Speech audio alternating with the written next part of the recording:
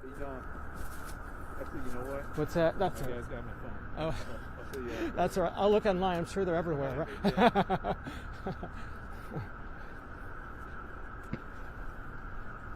All right, mic check. Mic check. 1, 2. Mic check. Rest in peace, Double P.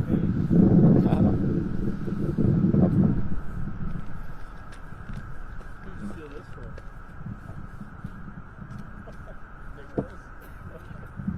One and only.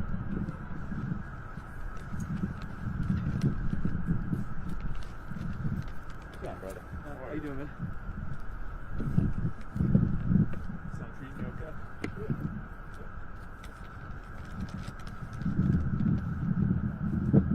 What is it? Just picking up a lot of wind. I said they have a race for you.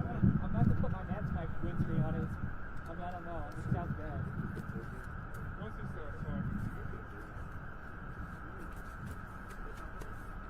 get this thing. Oh yeah, you gotta push that red thing in there.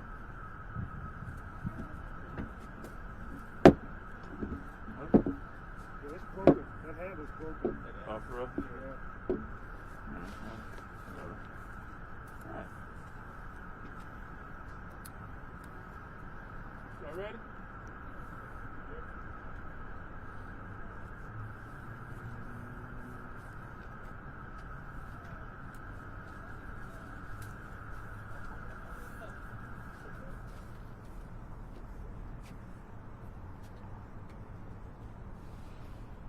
Wait, hang on. Hey Nick, we may need to get a little bit closer, I think. You felt that. With the Facebook Live thing?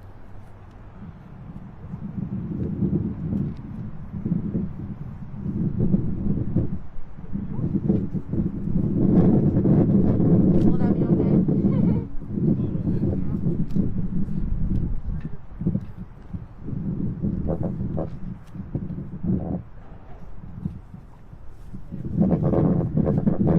Testing 1, 2. Okay. I would rather just turn it off.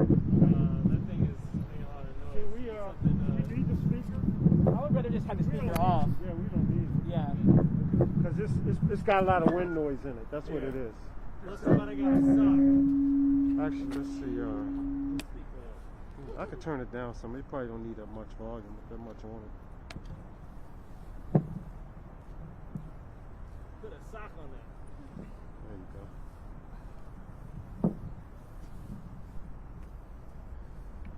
I just watched this like 10-minute documentary. Should be okay about like this that. musician. Can you give us a mic check? Testing. Yeah, you don't have to. It'll reach you. Yeah, you don't have to. You can stand up straight. Okay. So, is that good?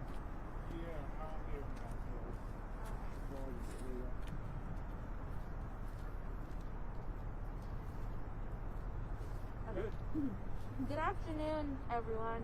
My name is Yashira Valenzuela, and I am a member of SOMOS, which stands for Students Organizing a Multicultural and Open Society.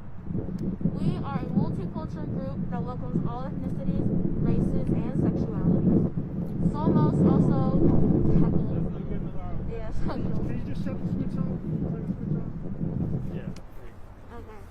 You have to yell it. Alright. Chorus voice issue. Alright. From got the it. start? Okay. Alright. Good afternoon, everyone. My name is Yashira Valenzuela, and I am a member of SOMOS, which stands for Students Organizing a Multicultural and Open Society. We are a multicultural group that welcomes all ethnicities, races, and sexualities. SOMOS also tackles systemic issues of injustices in schools, the Baltimore community, and the nation through activism, solidarity with other partners, and raising awareness of student rights. On April 21st of 2020, we gave public testimony in a hearing which was City Council's approval resulted in former Mayor Jack Young approving $3 million from the Baltimore Children and Youth Fund to Baltimore City schools to provide internet access and devices to students in the city. In May, which is 9 months ago, SOMOS directed a letter of demands to Comcast concerning their Internet Essentials program, a monthly $10 plan for low-income families. These demands are supported by over 100 organizations, the Baltimore City Council, and over 1,500 individuals from our petition, and they are as follows. 1. To permanently increase Internet Essentials upload speeds from 3 megabits to 25 megabits and download speeds from 25 megabits to 100 megabits per second. 2. Make Internet Essentials free from the time of enrollment until 60 days after full restoration of schools. And to 3, open up all Xfinity hotspots, including those from leased Comcast modems, and for it to be free to the public until 60 days after the full restoration of schools. Despite multiple meetings with Comcast, they denied all of our demands and didn't even have any plans of their own to get families connected to high-speed internet. What they did do, however, is threaten to disconnect 7,000 families that signed up for free Internet Essentials if Baltimore City Schools didn't pay a $650,000 bill. In addition, on August 27th of 2020, a hearing from the Education and Youth Committee took place, to which Comcast shared that their Internet Essentials internet speeds are quote-unquote high speed, which is already known to be incorrect. And so it is important to note that the digital divide has always been here and has only since the pandemic been highlighted. In this day of age, the internet is essential. We are solely depending on the internet to meet our daily responsibilities. We know this isn't just about students being disconnected. As well, our parents depend on the internet to work. Seniors and other community members depend upon the internet for healthcare and other social services. As well, our parents depend on the internet to work. Seniors and other community members depend on the internet for healthcare, and although the internet is in high command, what we see is that the internet is inequitably distributed across lines of race and class. And so today, one of our demands were met halfway when Comcast announced that they will be increasing the Internet Essentials program speeds from 25 megabits per second upload, 3 megabits up download. Oh, sorry, let me fix that. 25 megabits download, 3 megabits upload to 50 megabits per second upload, and 5 megabits per second download. This has sparked a wave of happiness that Somos' 9-month-long fight has finally brought in results. And we could not have done that without these amazing people and organizations. The BDEC, Ms. Franco Mueller, Ms. Connie Sanabria, Ms. Senora Edwin Perez, Baltimore Teachers Union and teacher unions across the country, Media Justice, Movement Alliance Project, Detroit Community Technology Project, Color of Change, Free Press, and all the other cities and local organizations who have joined our fight. Once March rolls in, thousands of students will have a better chance of getting into their classes without experiencing any issues.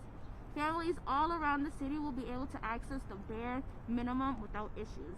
In addition, this improvement reinforces that our youth have the power to achieve anything and everything by applying pressure. Because we as teenagers didn't know our activism would have an impact until we spent hundreds of hours researching, promoting, and protesting against what is wrong. In other words, when we fight, we win. And today is a great example of us winning, of us getting closer to digital equity across the world. Thank you, y si se puede. Now I'll be passing it over to Kimberly Vasquez.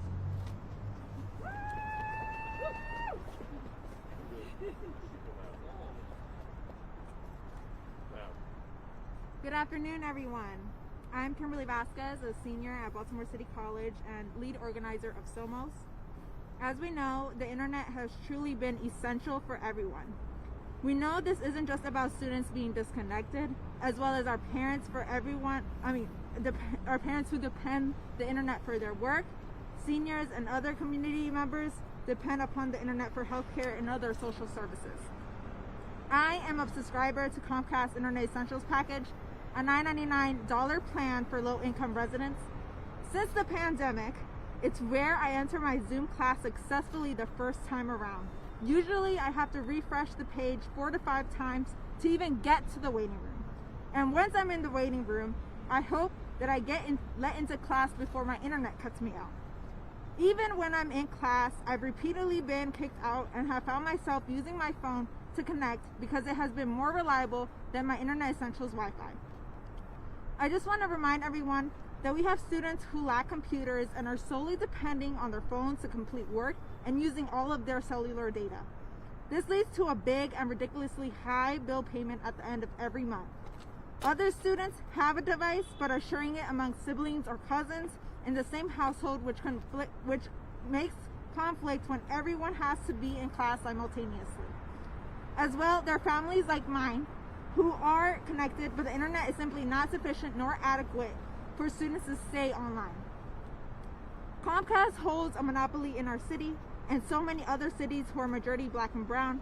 Thousands of families who are subscribed to Comcast Internet Essentials program that are in the position like mine, who have difficulty in getting in their classes. I'm sure I'm not the only one whose internet was a barrier to their success, especially in households with multiple users. The increase of internet speeds will hopefully help all of these families get connected to their classes and all other virtual needs. It is important to hold Comcast accountable in connecting these families to high-speed internet. We must hold them accountable for every family who already has internet essentials to get this increase of speeds. It's unacceptable to have a multi-billion-dollar corporation cause so many students being completely shut off from their education, the same education that they have a constitutional right to. I want to thank the efforts of the community who deserve this win. This would not be possible with the dedication, organization, and effort of advocates across the nation, and because of this hard work, we will be seeing a closer vision to having digital equity in the city. This increase of speeds means so much to me because it means that me and my sisters can hopefully access all of our classes simultaneously. We can be in class with little to no internet interruptions. And as I was telling one of my classes this news, ironically, I got kicked out of class because the bandwidth wasn't strong enough to have me and my sisters on class simultaneously. I'm definitely looking forward to this increase of speeds. I'm feeling hopeful, but it's about time that they increase their speeds. There is a lot of work to be done, but it is definitely a step in the right direction. Thank you. Now Councilman Z. Cohen.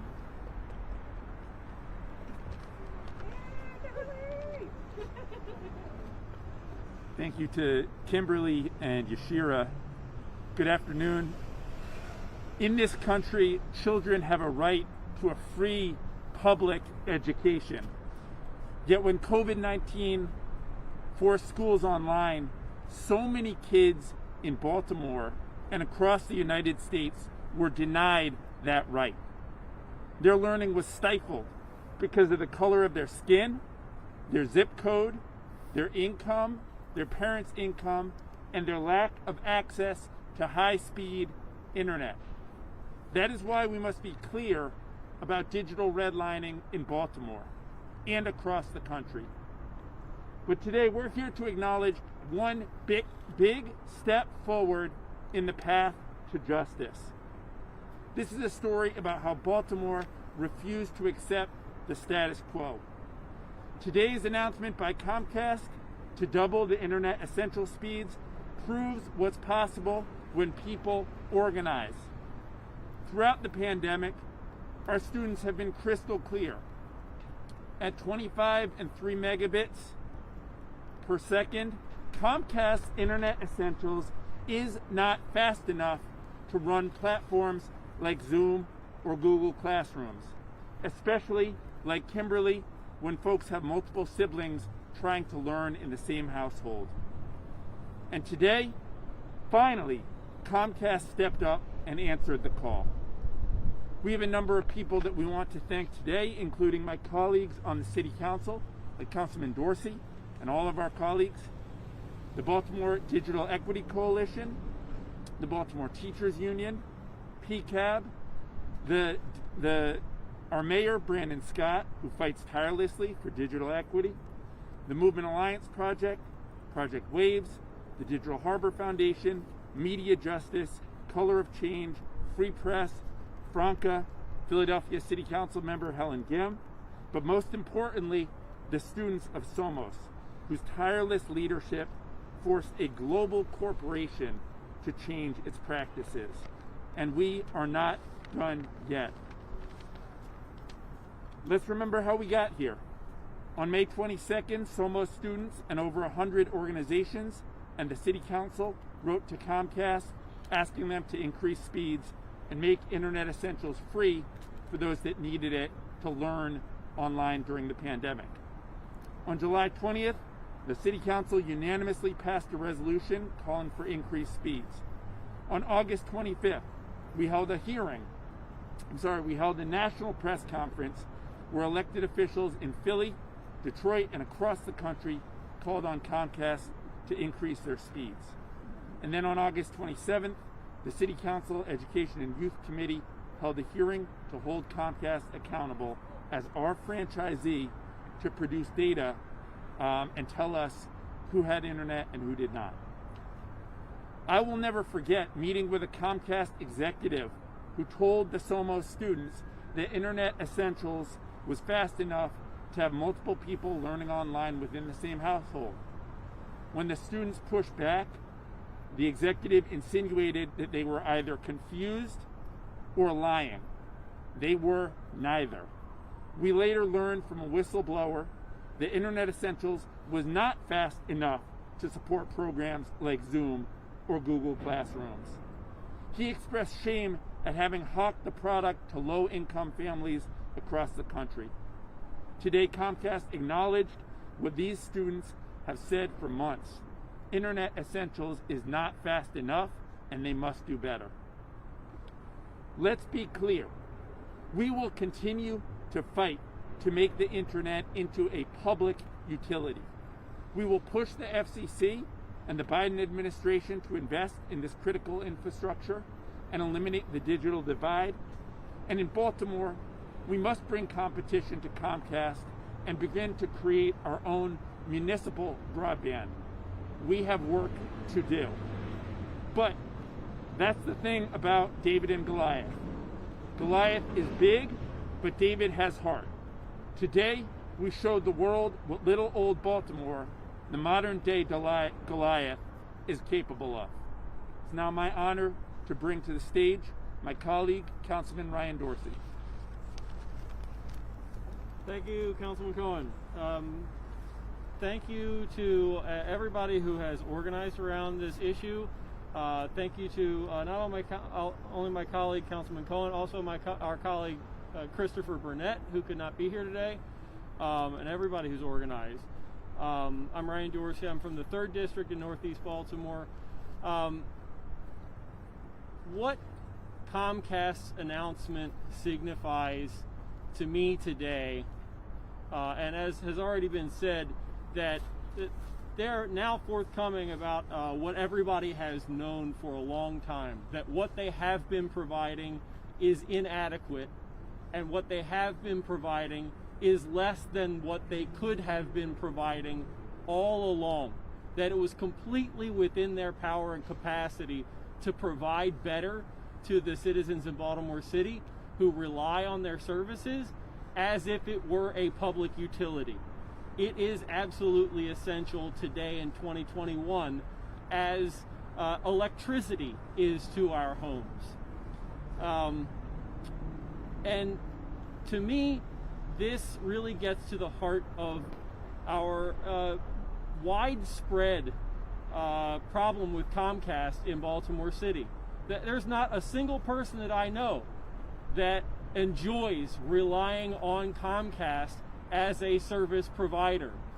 That their model is not to provide a high quality service that people absolutely depend on. Their model is to extract wealth from Baltimore City and anywhere else that they can, one household at a time, and to get away with that to the greatest extent possible. That their pricing is not based on a cost to service ratio. It's based on how much they can get out of people with little to no other alternative available to them. And this was highly underscored by their proposed increase on data that they say is at a rate that almost nobody reaches in the first place.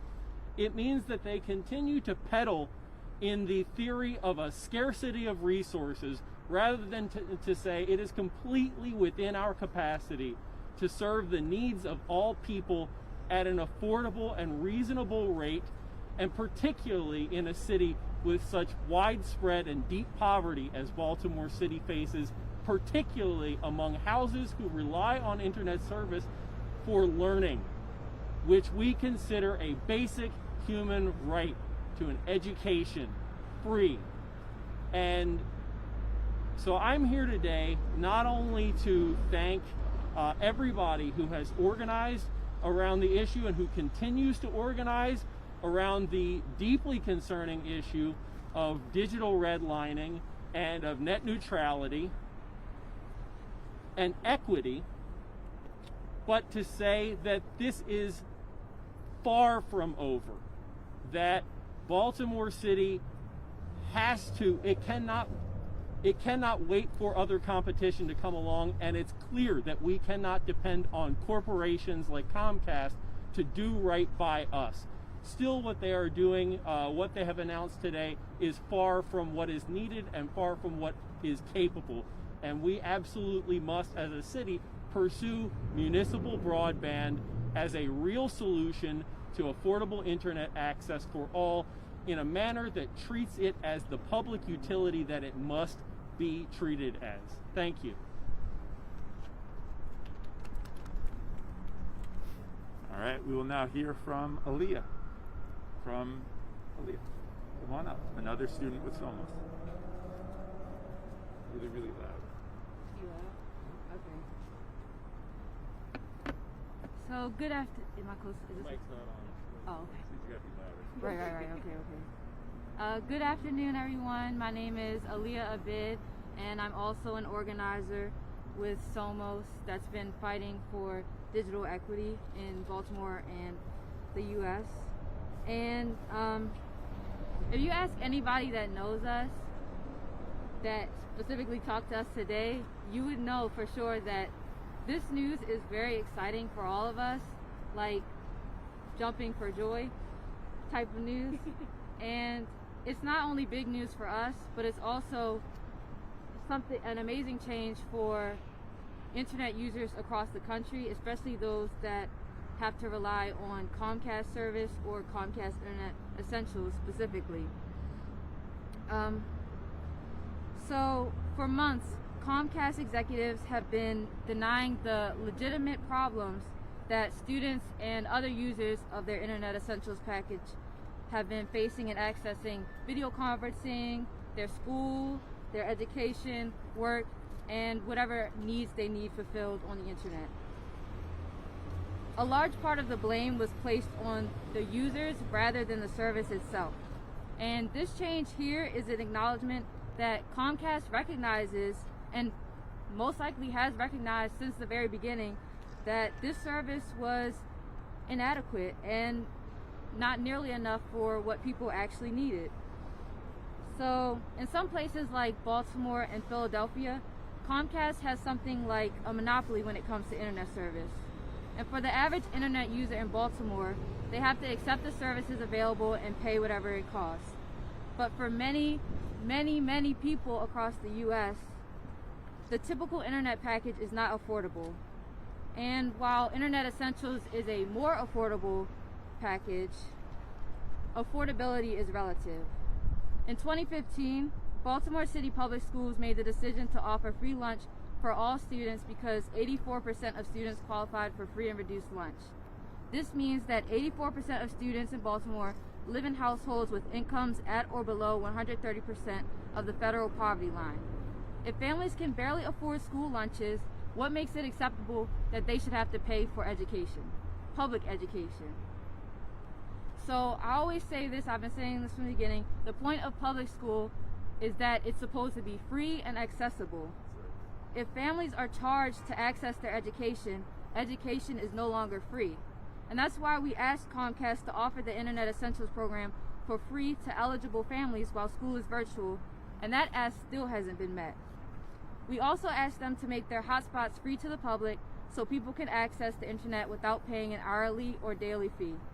To use a hotspot, a day pass in itself costs almost as much as the Internet Essentials package, $8.95. Last year, when my mom had to do online training for her new job, we use an Xfinity hotspot. The internet, an almost necessary service at this point in time, should not be a luxury reserved to those that can afford it. Having access to the internet and not having access can be the difference between accessing an education, food and security resources, online work training, and more. All that being said, from everyone's efforts, from press and media coverage, from organization across different states, Comcast changed what they were doing. This means that when the public cares enough, Comcast cares enough. Better speeds for users is amazing, and that should not go unappreciated. We are definitely grateful. That's amazing progress. But there are still barriers to internet access, and we ask that people continue to urge for more barriers to be removed. We ask that you support the push for free internet essentials until 60 days after schools fully reopen and free Xfinity public hotspots. Thank you. And next, Benedict from BEE will be speaking.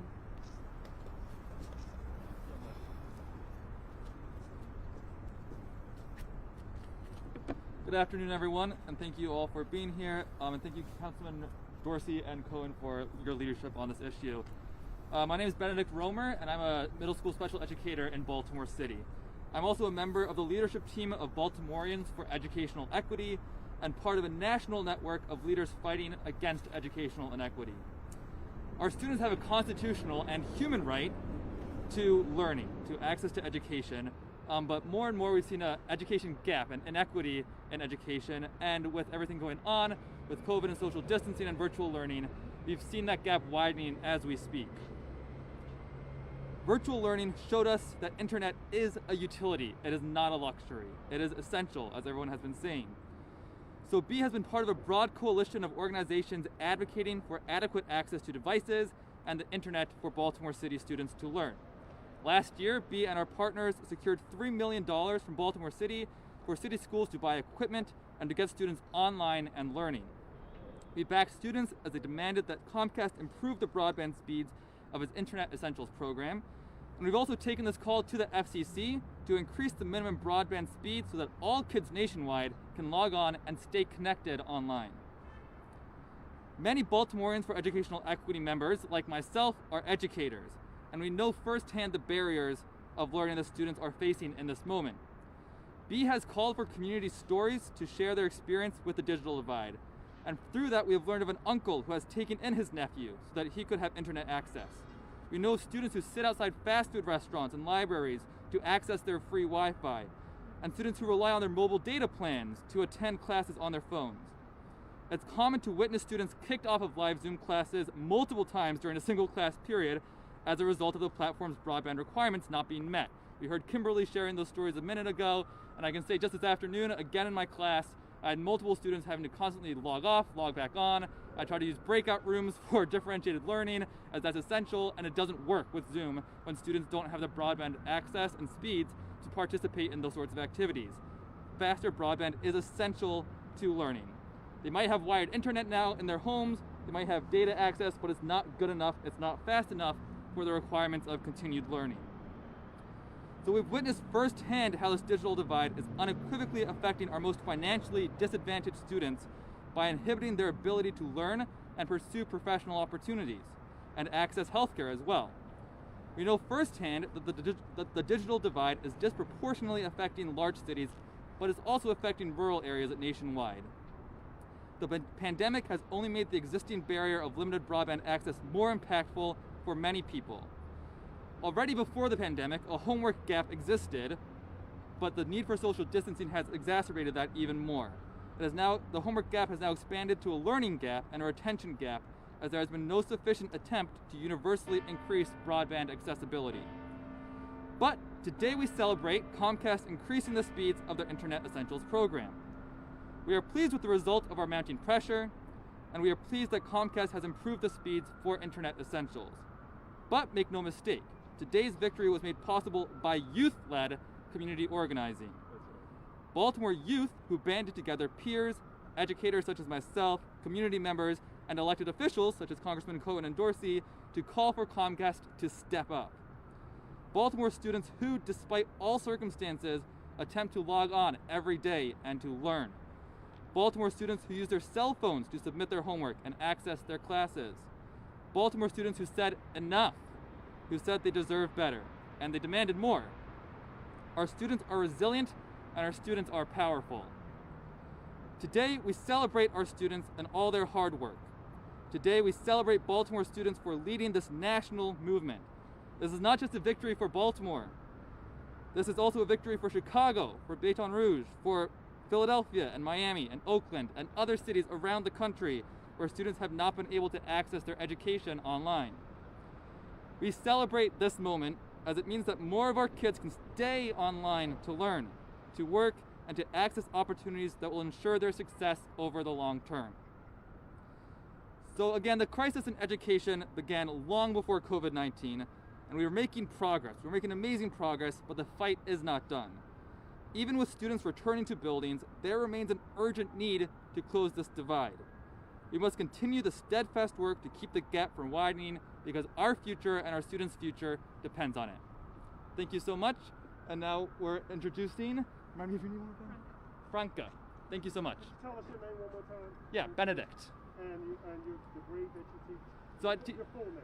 Oh, Benedict Romer, and it's middle school English special education. And how you spell your last name, Benedict? Roemer. Thank you. Hello everyone, my name is Franca Mueller-Paz. I'm a building representative for the Baltimore Teachers Union, a faculty advisor for these incredible students from Somos, and also a high school teacher at Baltimore City College High School here in the city. Today, Baltimore's young people can claim an enormous victory against the multi-billion-dollar corporation Comcast. Since this pandemic began, our school system's families have been at the mercy of the goodwill of Comcast. And while our families and our kids have struggled with the COVID crisis, Comcast Internet enjoyed their best second quarter increase in new paying customers in 13 years, raking in $14.6 billion in revenue and $6 billion in earnings. In our city, despite Comcast's historic gains, they successfully sought to make even more money off the backs of our schools and our tax dollars. While we fought to educate our city's children, Comcast dropped an invoice for for hundreds of thousands of dollars on Baltimore City schools to not pull the plug on the internet of our families in the middle of a global pandemic. And what did we get for this hundreds of $1,000 price tag? A service that Somos students, elected officials, teachers, advocates across the city have repeatedly told Comcast is insufficient and not enough. Internet that does not give our families dignity. Because of the profound lack of meaningful partnership from internet service providers like Comcast, kids across the United States have been facing down an educational deficit that could impact our country for years and decades to come. In the face of these challenges, however, our young people have not stepped back. They have fought even more relentlessly to connect their peers to their rightful and deserved education. And today, as Comcast announces that they will be doubling their speeds for Internet Essentials, I hope that these hardworking students take a moment to celebrate. The result of their efforts and the massive coalition that these students built will have a nationwide impact that will help close the digital divide for millions of people. These students, despite tough coursework, I've seen them do it, lots of hours of homework, despite jobs and second jobs, despite the millions of responsibilities that they keep to their families and to their communities and their churches, they made time. They made hundreds of hours of time to fight for this cause. The work and the organizing power of Baltimore students is second to none, and it is a model for cities across the country. Let their story of victory be a lesson to all of us. When something is wrong, we must fight, and when we fight, we win. Thank you. All right, any questions? I was wondering, I know the question last week was about data caps. Will this just push students and essentials Package closer to reaching those caps if the speeds are faster? Yeah, so I'm going to let Councilman Dorsey share his thoughts as well. But last week, Councilman Dorsey, myself, Councilmember Burnett sent a letter to Attorney General Frost asking him to investigate Comcast for their data caps as a form of predatory price gouging. We found out immediately, about a day after that letter was sent, that Comcast actually pushed back the cap until August. They had planned to impose them in March. So we know that we've got something of a reprieve until those go into effect. That said, we are not satisfied. We want those caps fully taken away. We see no scenario in which people should be charged for using more data. They didn't sign up when they got their contract. They didn't know there was going to be a data cap. That is an arbitrary and capricious fine. That's why we've asked Attorney General Frost to look into it and investigate it as price gouging. I mean, it's clear that people are using internet look, it's 2021. People were going to be using the internet more than ever anyway. And we happen to also be in the middle of a pandemic. When you then, on top of that, decide, also we're going to increase rates, there's not a whole lot of gray area there, right? If we're talking about toilet paper and people were buying it at increased rates, if we're talking about water, right? If we're going to talk about the internet as something that should be treated as a public utility, let's talk about water, right? If people were using water at an increased rate out of absolute necessity for some reason, and in the midst of that, we decided that we could just charge them more for that water because they were demanding it more, there'd be no question that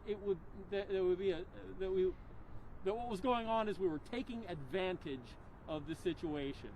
And there's no other way to paint this picture except that Comcast is trying to take advantage of people needing to rely on their service. I'm wondering about you mentioned the digital divide. I'm wondering how much of a divide it still remains and how many school students still have no access to internet whatsoever and can't afford it. Well, want to come up?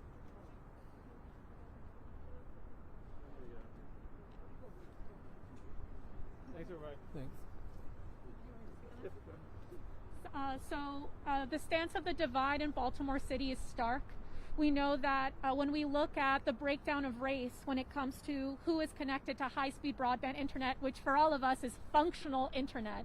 And even if you have broadband, like we know, Internet Essentials is not functional for many. But of people who are connected in the city, we have over around 70% of white Baltimoreans have access to broadband. About 52% of African Americans have access to broadband, and below that, just below 50% for Latinx communities. So we know that 1 in every 2 Black and brown people here in the city, Black and Latino people, lack access to high-speed broadband internet, which again, even if you have broadband internet, because right now what Comcast has been providing is technically broadband, but it's not useful broadband. It's not broadband that gets our kids connected. It's not broadband that can keep a family of 3 or 4 on the internet at the same time. So even when we look at those statistics, saying that 1 in every 2 has broadband, it doesn't mean so much. We don't know how many of those families have broadband that's actually functional for the needs that they have. Thank you. And John, the only other thing I would add there as well is, look, we know that 40% of our city overall lacks access to home wireline internet, but because Comcast is not transparent with their data, we don't know where those people are. So we've asked in city council hearings, we've asked in letters, in meetings for them to be transparent and produce block level data. We still haven't received it. That's unacceptable for the city's franchisee to be that stingy about their own data. So again, we need them to be better partners to Baltimore.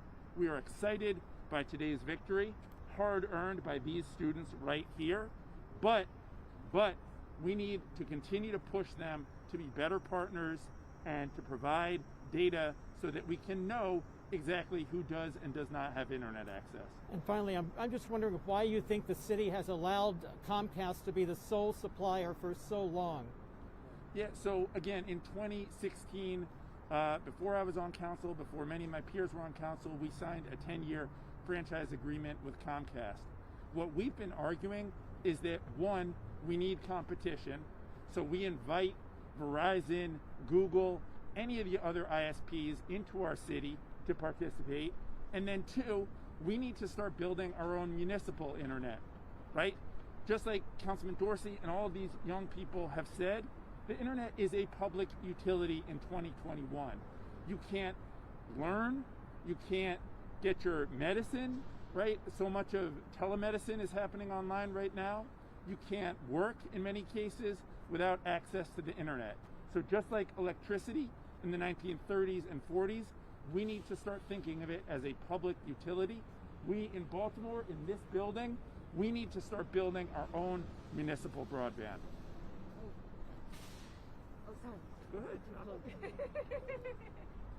I just wanted to add that that the city has made itself available to other internet service providers.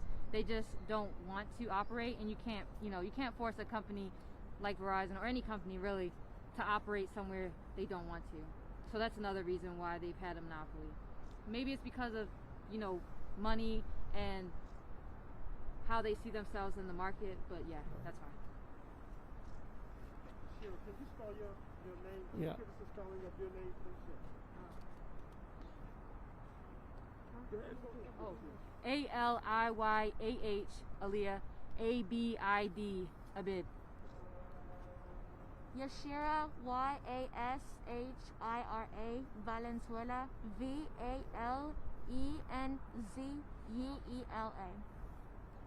Don't say what you were going to say. Huh? Did you say what you were going to say? Huh? Didn't you come up there to say something? Oh. All right. Thank you all. Appreciate it. Thank you very much. Thanks, guys.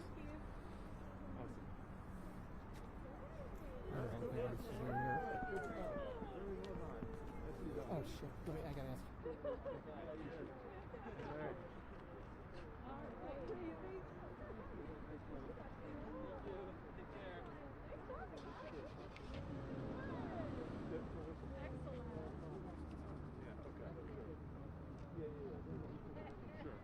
We can just step over here.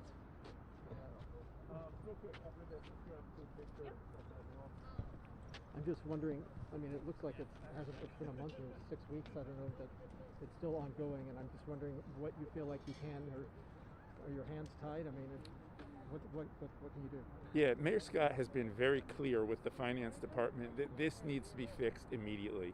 It is entirely unacceptable that we have employees, essential workers, police officers, firefighters, all of the Cub union that have either not gotten paid, gotten underpaid. This system needs to get fixed. I've even had colleagues say that they didn't get paid on time. So we know that for the people that work in this city that put out fires, literally, we need to make sure we're making them whole. And the mayor has been very clear about that. Do you know what that means, though? What the fix looks like? I mean, is it hard to put your head around it when you don't know exactly what the system, how to fix it? Yeah, so it's a new payroll system, but again, I know that Mayor Scott has been very clear with the finance team and that they've been working with the operator to make sure it gets fixed as quickly as possible. Again, there should be no one going even a single paycheck without getting paid. That's unacceptable. I know it's unacceptable to me. It's unacceptable to President Mosby, who is asking for a hearing on this, and I know it's unacceptable to Mayor Scott as well. Thank you very much. I appreciate it. Thanks. We're supposed to go live at 4:15, but I think they, let me see, already